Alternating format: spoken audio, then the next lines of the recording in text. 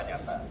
Jadi saya sampaikan bahwa mereka ini bukanlah orang-orang yang sedang mencari pekerjaan, tetapi mereka ini hanya orang yang butuh penghargaan dan kepastian hukum.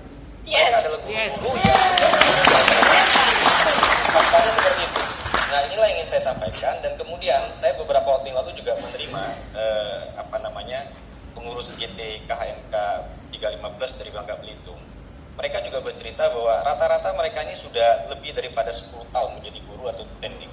Bahkan yang miris, anak didik mereka sendiri ini sudah banyak jadi PNS atau mungkin P3K itu sendiri, kan seperti itu.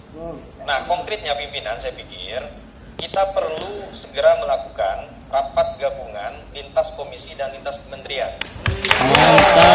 Mantap.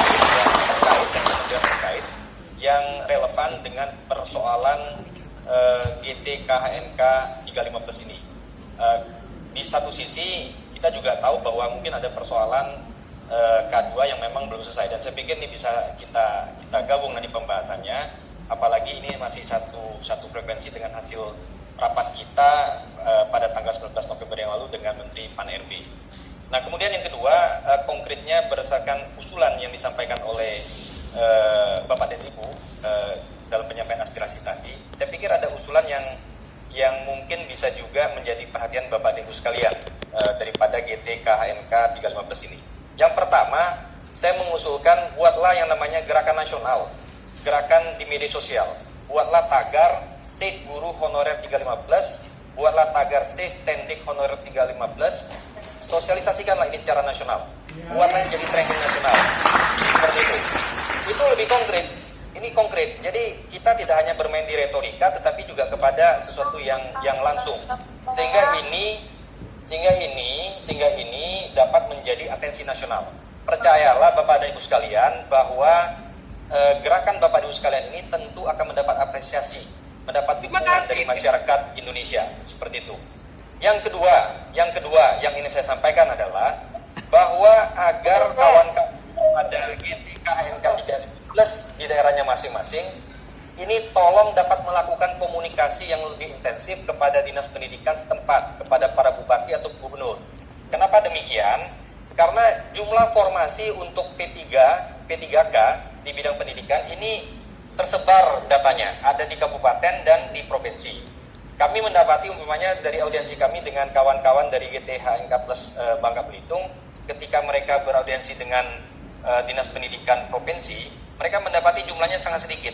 Ternyata yang dari provinsi ini hanya menampilkan data guru yang ada di SMA atau SMK.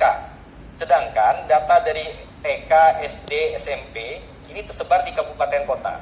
Nah, ini Bapak Ibu sekalian, saya pikir ini perlu koordinasi dari Bapak Ibu sekalian untuk juga mengawal agar jumlah formasi untuk P3K ini sesuai seperti itu. Jangan sampai lebih kecil dari formasi yang tersedia. Sekali lagi saya sampaikan bahwa Bapak dan Ibu sekalian yang tergabung dalam GTHKN Kampus ini bukanlah orang yang sedang mencari pekerjaan, tetapi orang-orang yang memang sudah bekerja sebagai guru maupun tendik, tetapi hanya ingin mendapat kepastian status dan penghargaan sebagai yang lebih layak. Saya pikir seperti itu. Dan di garis bawah yang saya sampaikan adalah bahwa jangan sampai kemudian Bapak dan sekalian, nasib daripada GTHKN 315 ini jadi komoditas politik hanya ketika sudah mau pemilu. Pengalamannya memang sudah pernah di masa yang lalu dikeluarkan ke pres. Kalau memang bisa diberikan saja. Ini adalah bentuk penghargaan kita kepada insan-insan yang mencerahkan. Mantap Pak Bambang, mantap Pak Bambang. Sip. Terima kasih Bangka Belitung. Sungguhlah semak padang ilalang, takkan habis debat besi. Omongan saya tak perlu panjang. Saya kiri sekian dan terima kasih. Wassalamualaikum. Salam. Terima kasih Pak